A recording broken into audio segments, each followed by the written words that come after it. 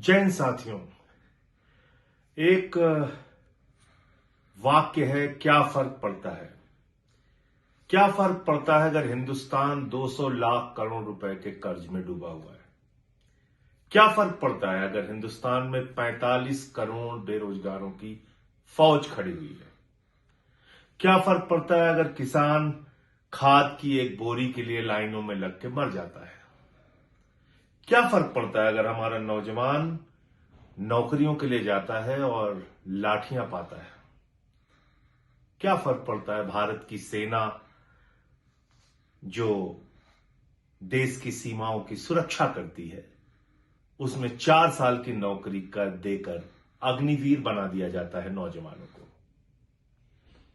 अगर हम यूपी की बात करें तो आज उत्तर प्रदेश को हिंदू, मुसलमान, अगड़ा, पिछड़ा, दलित, सवर्ण, नफरत की राजनीति में झोंक दिया गया है और आपकी जिंदगी से जुड़े हुए किसी भी मुद्दे पर बात नहीं हो रही। हजारों की संख्या में बच्चों के स्कूल बंद हो जाते हैं। क्या फर्क पड़ता है?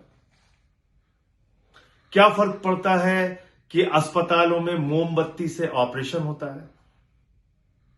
उत्तर प्रदेश के अंदर आज गन्ने का मूल्य मांगने पर किसानों को लाठियां मिलती हैं, फसल का दाम नहीं मिलता, आलू सड़कों पर रख के सड़ाना पड़ता है।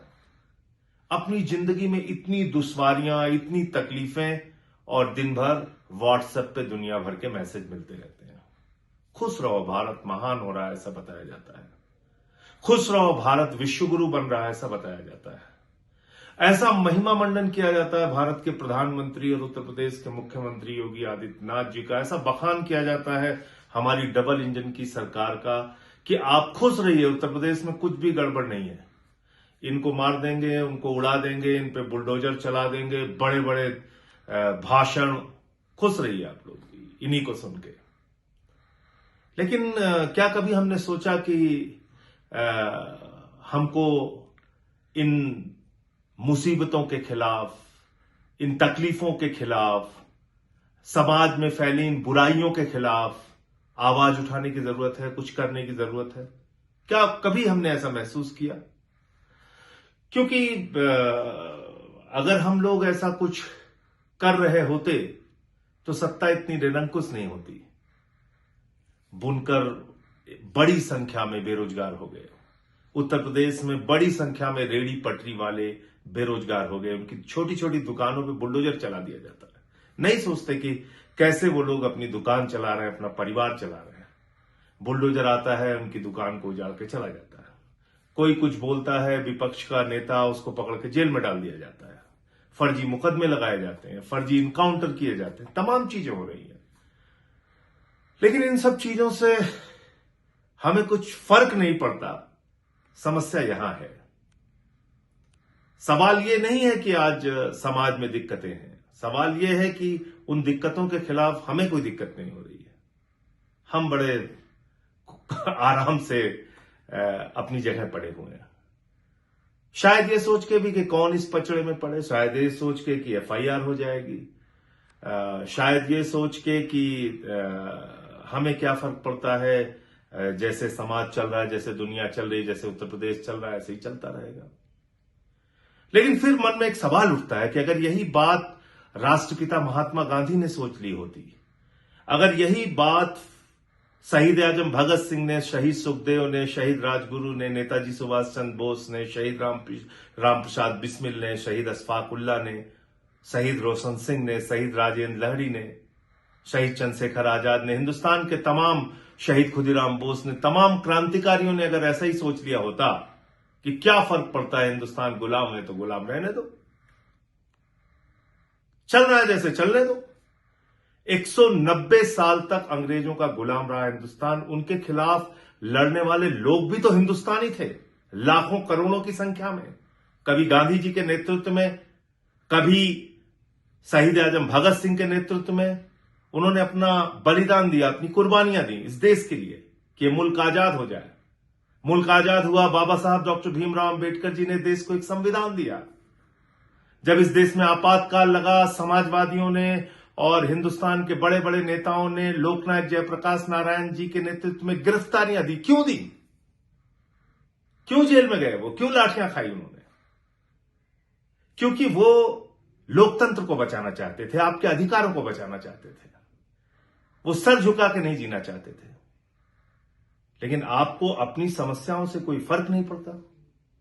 जैसा चल रहा है वैसा चल रहा है। व्हाट्सएप पे दिन भर आप दुनिया भर के मैसेजेस पढ़ रहे हैं तो पढ़ रहे हैं। कोई मंत्री गंदा पानी पीने पर 10 लोगों की मौत हो जाए, 15 लोगों की मौत हो जाए, उसके बाद कहे कि घंटा फर्क नहीं पड़ता, और आपको फिर भी गुस्सा में आए। साइंटिस्ट सोनम वांगचुक जेल में है और रेपिस्ट जेल के बाहर हैं, फिर भी आपको कोई फर्क नहीं पड़ता।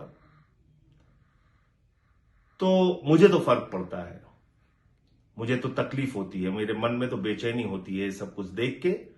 और इसीलिए लगातार उत्तर प्रदेश में आम आदमी पार्टी की तरफ से अपने साथियों के साथ मैं निकल पड़ा हूं अपने घर से, रोजगार दो, सामाजिक न्याय दो का नारा लेके।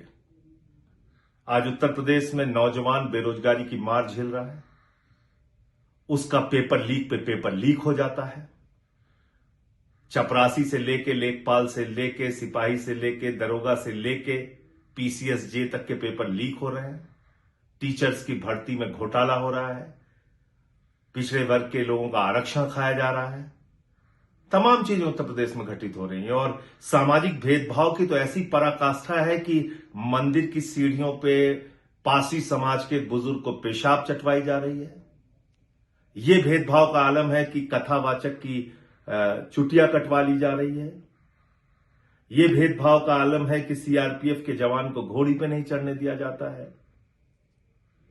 आरक्षण नौकरियों में ओबीसी का हो, दलित का हो, उसका सफाया हो जाता है, खा लिया जाता है।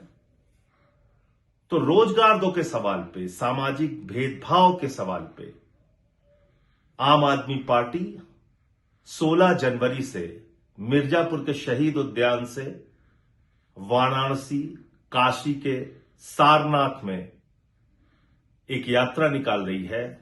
ये करीब 90-95 किलोमीटर की पदयात्रा है। 16 जनवरी से 22 जनवरी तक ये पदयात्रा चलेगी और इस पदयात्रा में हम रोजगार का मुद्दा उठाएंगे, सामाजिक भेदभाव का मुद्दा उठाएंगे, हम तमाम और मुद्दे उठाएंगे जो उत्तर प्रदेश को और इस देश को प्रभावित कर रहे हैं। महंगाई का जुड़ा हुआ मुद्दा है, वोट चोरी का जुड़ा हुआ मुद्दा है, तमाम मुद्दे वो जो आपकी जिंदगी से जुड़े हुए हैं। किसानों का मुद्दा है, बुनकर का मुद्दा है, आशा बहुओं का मुद्दा है, रोजगार सेवक का मुद्दा है, वो तमाम मुद्दे उठाएंगे। अब तक 2 यात्राएं हो चुकी हैं और आप लोगों ने बहुत प्यार दिया, साथ दिया। एक यात्रा हुई सरयू से संगम तक, दूसरी यात्रा हुई रामपुर से अमरोहा तक और तीसरी यात्रा है मिर्जापुर के शहीद उद्यान से वाराणसी के सारनाथ तक। आइए इस यात्रा का हिस्सा बनिए, अपनी आवाज उठाइए। यह मत सोचिए कि क्या फर्क पड़ता है, बल्कि यह सोचिए कि आप क्या कर सकते हैं। आज हिंदुस्तान की समस्याएं, उत्तर प्रदेश की समस्याएं, लोगों की जिंदगी की दुश्वारियों को दूर करने के लिए आप क्या कर सकते हैं। तो ये अगर आपके मन में जरा सा भी ख्याल आए तो इस पदयात्रा से जुड़िए। और इस पदयात्रा से जुड़ने के लिए एक मिस्ड कॉल नंबर है 750004 0004 750004 0004। इस नंबर पर मिस्ड कॉल दीजिए। हमारे कार्यालय से आपसे संपर्क किया जाएगा और आप इस पदयात्रा का हिस्सा बन सकते हैं। किसी भी तरीके से आप अगर सपोर्ट कर सकते हैं इस यात्रा को तो सपोर्ट कीजिए।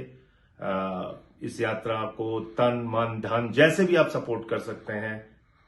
4 लाइनें अगर इस यात्रा के पक्ष में सोशल मीडिया पे भी लिख सकते हैं, फेसबुक पे लिख सकते हैं, वीडियो बना सकते हैं, मैसेज 10 लोगों को आगे फॉरवर्ड कर सकते हैं। कुछ भी अगर कर सकते हैं तो करिए और इस पदयात्रा को कामयाब बनाइए। अपने मुद्दों की आवाज को बुलंद कीजिए।